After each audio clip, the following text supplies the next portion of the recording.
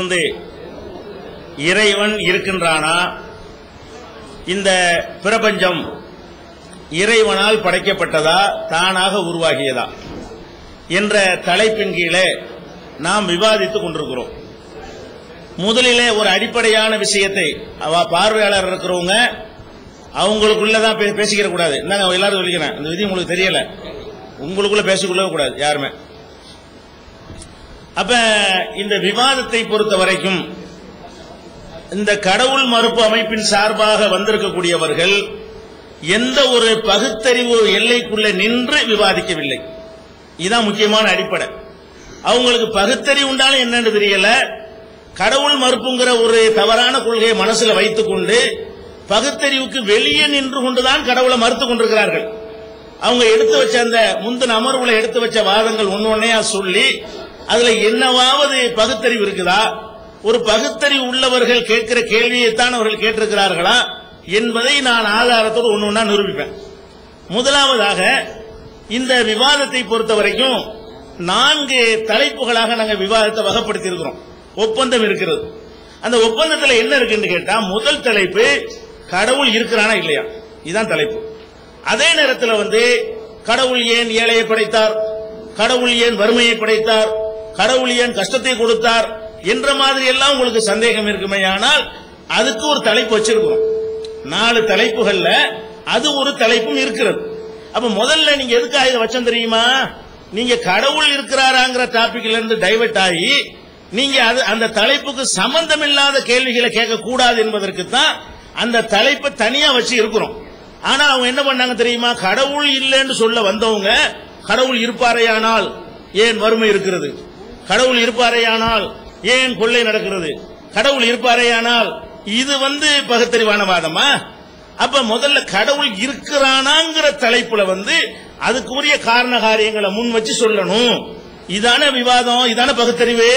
அப்ப நாம என்ன பகுத்தறிவுல கேட்டோம், இந்த பிரபஞ்சம் நல்லா கவனிக்க வேண்டிய விஷயம், இதற்கு அவர்கள் பதில் சொன்னார்களாம். நம்ம என்ன கேட்டோம், இந்த பெருவெடிப்பு கொள்கையின் பிரகாரம் இன்றைக்கு நிரூபிக்கப்பட்டிருக்கிற ஒரு உண்மை என்ன நிரூபிக்கப்பட்டிருக்கிறது, இந்த அண்ட சராசரங்கள், இந்த பேரண்டம், இந்த யூனிவர்ஸ் இது ஒன்றுமில்லாமல் இருந்து திடீரென வெடித்து அதிலிருந்து உண்டானது. இதுதான் இப்ப கண்டுபிடிச்சு நீங்களும் புதுசா தான் ஒப்புக்கொண்டிருக்கிறீர்கள். உங்க பெரியார் சூரியன் தான் வெடிச்சு செதறிச்சு உண்டாருச்சுன்னு சொன்னாரு. அதுல இருந்து மாறி இப்ப புதுசா நினைச்சுக்கிட்டீங்க பிரபஞ்சம் பெருவெடிப்பு கொள்கை தற்போது ஒப்புக்கொண்டு விட்டீர்கள். நாங்க ஆரம்பத்தில் ஒப்புக்கொண்டிருக்கிறோம். சரியா? இப்பதான் என்னமோ ஒரு சொல்ல மாதிரி இப்பதான் நம்ம அந்த கொள்கையை மாற்றிக்கொண்ட மாதிரி ஒரு வாதத்தை வச்சார். அதுக்காக சொல்றேன். இப்ப நம்ம என்ன கேட்கிறோம் கேட்டா, ஒன்றும் இல்லாததிலிருந்து எதுவும் உண்டாகும் என்பது பகுத்தறிவா என்பதற்கு அறிவியல் இருக்கிறதா? அறிவியல் ஐன்ஸ்டீனுடைய ரிலேட்டிவிட்டி தியரியிலிருந்தும் ஐன்ஸ்டீனுடைய கண்டுபிடிப்பிலிருந்தும் நமக்கு தெரிய வருவது என்ன, ஒன்றுமில்லாததிலிருந்து ஒன்றும் உண்டாகாது. எந்த ஒரு பொருளையும் சக்தியையும் உண்டாக்கவும் இயலாது, அழிக்கவும் இயலாது, மாற்றி அமைக்கத்தான் இயலும். இதுதான் விஞ்ஞானம், இதுதான் அறிவியல், இதுதான் பகுத்தறிவு. அப்ப இந்த பகுத்தறிவு அறிவியல் என்று நீங்க எதை உலகம் இதான் அறிவுக்கு நெருக்கமானது என்று ஏற்றுக்கொண்டிருக்கிறதோ, அவர்களும் ஏற்றுக்கொண்டிருக்கிறார்களோ, அந்த விதியில இருந்து நாங்கள் கேட்கிறோம். சூனியம் ஒண்ணுமே இல்லைங்கிறீங்க, இல்லைங்கிறதுல இருந்து ஒன்று எப்படி வரும்? இல்லைங்கிறது வராது, இல்லாததிலிருந்து உலகம் எதுவும் வராது. இது ஒண்ணு மாறலாம், அது வேற ஒன்னாக மாறலாம், பெருசாகலாம் சிறுசாகலாம். உண்மை இல்ல உண்டாயிருச்சுங்கிறது இருக்குது, இது அறிவியல் இல்லை. அப்படி உண்மை இருக்குமையானால் அதை வேற ஒரு சக்தி தான் உண்டாக்கி இருக்க வேண்டும். அது என்ன? இல்லைன்னா அறிவியல் காரணம் சொல்லுங்க. ஒண்ணு சூனியத்திலிருந்து உண்டாவதற்கு அறிவியல்ல காரணம் சொல்லுங்க. அறிவியல்ல காரணம் இல்லை என்றால், உங்களுக்கு சொல்ல முடியவில்லை என்றால், ஒரு சின்னஞ்சிறிய ஒன்றுமில்லாத பொருளிலிருந்து இவ்வளவு பயங்கரமான அதிசயங்களும் அற்புதங்களும் ஆற்றல்களும் நிறைந்திருக்கிற இந்த கணக்கு வழக்கு இல்லாத பிரபஞ்சங்கள் எப்படி உருவானதுன்னு தானே கேட்டேன். திருப்பி திருப்பி அவரும் கேட்டார், நானும் கேட்டோம்ல. அவங்களுடைய 3/4 மணி நேரத்து உரையில இதுக்கு பதில் சொன்னாங்களா? இதுக்கு பதில் சொல்லல. அவங்க என்ன சொல்றாங்க, இருந்தா கொண்டு காட்டுங்க, காட்டினா ஏத்துக்கிட்டு போறோம். காட்டி ஏற்றுக்கொள்வதை விட சிந்தித்து ஏற்றுக்கொள்வது சிறந்தது. அந்த கடவுளை நான் தான் படைச்சேன்டா ஒத்துக்கிட்டு போறோங்கிறாரு. அப்போ ஒத்துக்கிற கூடாதுன்னு நாங்க சொல்றோம். அவர் தான் கடவுளான்னு செக் பண்ணணும்ல. வந்து சொல்வதிலேயாவது சந்தேகம் இருக்குங்க. நான் கேட்கிறேன், இதை ஒருத்தர் படைச்சாருங்கிறேன், எது பகுத்தறிவான யோசிச்சு பாருங்க. இதை ஒருத்தர் படைச்சாருங்கிறேன், அவனை சொல்ல சொல்லு, அப்பதான் ஏத்துக்கிறேன்னு ஒருத்தர் சொல்றாரு. இல்லங்க, இப்ப இது படைச்சானே இருக்கணும், தன்னாலே உண்டாவும் நான் சொல்றேன். எது பகுத்தறிவு? அவர் சொன்னாதான் ஒத்துக்கிறது பகுத்தறிவா? இது படைச்சு இருப்பான்னு இதான கேள்வி. பகுத்தறிவுடைய கேள்வி என்னன்னு கேட்கிறேன் நாங்க.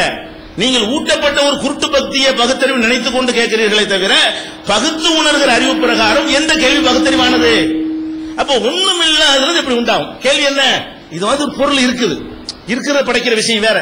நீங்களே சொல்றீங்க, நீங்களே ஒத்துக்கிட்டீங்க, படம் போட்டு காட்டினீங்க, ஒண்ணுமே இருந்தது இல்ல, எதுவுமே இல்ல, திடீர்னு வெடிச்சு உண்டாகி விட்டது. அது எது வெடித்தது? அது திடீர்னு எப்படி உண்டாகும்? அதுக்குள்ள என்ன இருக்கும்? இதுக்கு அறிவியல்ல எந்த ஒரு ரீசனும் சொல்ல முடியவில்லை. அப்ப நம்ம எந்த கால்குலேஷன் பகுத்தறிவு பிரகாரம் முடிவு செஞ்சு வச்சிருக்கிறோமோ அது பூரா தோற்று போய் என்ன இருக்குது? நமக்கு மிஞ்சின ஒரு சக்தி இருக்கிறது என்பதுதான் அறிவியலிலிருந்து விளங்க வேண்டிய ஒரு முடிவா? ஆளை கொண்டாந்து நிப்பாட்டினா தான் நம்புவேங்கிற அறிவியல். இது அறிவியல் கேள்வியா? அறிவியல் நின்று நீங்க பேசுறீங்களா? உணர்ச்சி அடிப்படையில் பேசுறீங்களா? உங்களுக்கு சொல்லி தந்த பாடத்தின் அடிப்படையில் பேசுறீங்களா? அறிவியல் படி இப்படி ஒரு கேள்வி கேட்கலாமா?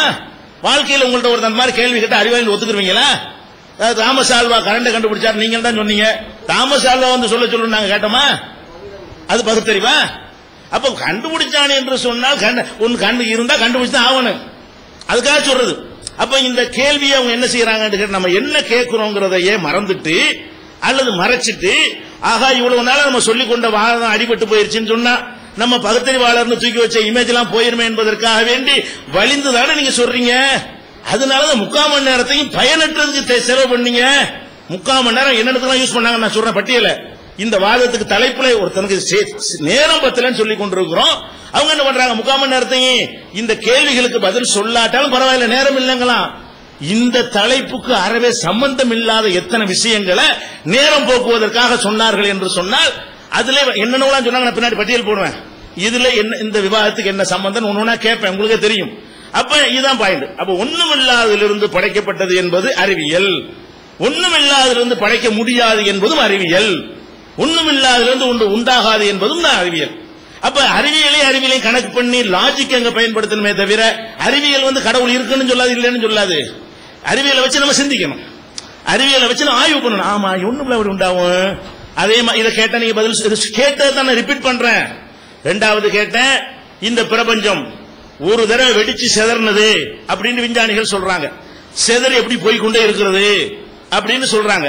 அது உண்மையாக இருக்குமே ஆனால் அது ஒன்றை ஈர்த்துக்கொண்டு சூரியனை பூமி ஈர்த்துக்கொண்டே போய்கொண்டே இருக்கிறதுங்கிறீங்களே. இதுல உள்ள அறிவியல் விஷயம், அறிவியல் என்ன சொல்லுது? விரிஞ்சுக்கிட்டே போகுதுன்னு கண்டுபிடிச்சு சொல்லிட்டான். ஆனா விரிஞ்சுக்கிட்டு போகலாமா, குறைஞ்சிட்டு வரணுமா? வேகமாக ஒரு பொருளை சுத்தி விட்டீங்க என்று சொன்னா அது சுத்துதலை கொஞ்சம் கொஞ்சமா குறைச்சிட்டு நிறுத்திடணுமே தவிர இன்னும் வேகமாக போர்ஸாக வேகமா போய்கிட்டே இருக்குமா? முந்தி இருந்ததை விட வேகமா விலகிட்டு போயிட்டு இருக்குமா? பிரபஞ்சம் விலகி போய்கொண்டே இருக்குன்னு அறிவியல் சொல்லுதா இல்லையா? பிரபஞ்சம் அன்னைக்கு இருக்கும்போது விலகி போயிட்டு இருக்கல, எல்லாம் விலகி விரிவடைஞ்சுக்கிட்டே போய்கிட்டு இருக்கிறது. அந்த அளவுக்கு தாறுமாறாக பிரபஞ்சம் விரிவடையுதுன்னு சொல்றான். விரிவடைய முடியாது. அறிவு பிரகாரம் எந்த ஒரு லாஜிக் பிரகாரமும் என்ன நீங்க உடைச்சு வெடிச்சுதானே அந்த சக்தி வந்துச்சுங்கிறீங்க. ஒவ்வொரு தடவையும் ஒருத்தன் முடிச்சு இழுத்தா தான் விரிய முடியுமே தவிர அப்படி வெடிச்சு விட்டுட்டோம்னு சொன்னா அது விரிஞ்சுக்கிட்டே போக இயலாது, வேகம் குறையணும். இதுதான் அறிவியல். அதுக்கு நீங்க அறிவியல்ல காரணம் சொல்லுங்க, ஆன்சர் இல்லாட்டி அதை இயக்குற ஒருத்தர் இருக்கான்னு சொல்லுங்க. வேற மூணாவது பதில் சொல்ல முடியாது. மூணாவது பதில் கிடையாது. இதுக்கு என்ன பதில் தான் நம்ம கேட்டோமா, அதுக்கு நீங்க பதில் சொன்னீங்க. ஒரு நேரத்தை வேஸ்ட் பண்ணி எதுக்கு பதில் சொல்லி இருக்கணும்? இதுக்கு நீங்க என்ன செய்யல? இதுக்கெல்லாம் பதில் என்ன? கொண்டாந்து கடவுளை காட்டுங்க என்ன பதில் சொல்றீங்க? திருப்பி சாதாரண ஒரு பாமரத்தனமான ஒரு கேள்வி உங்களுக்கு பகுத்தறிவு பூர்வமா தெரிகிறது.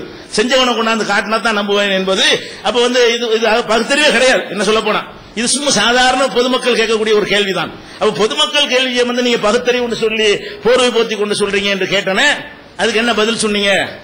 அது போக ஒரு கேலக்சி தானே இருக்கணும்.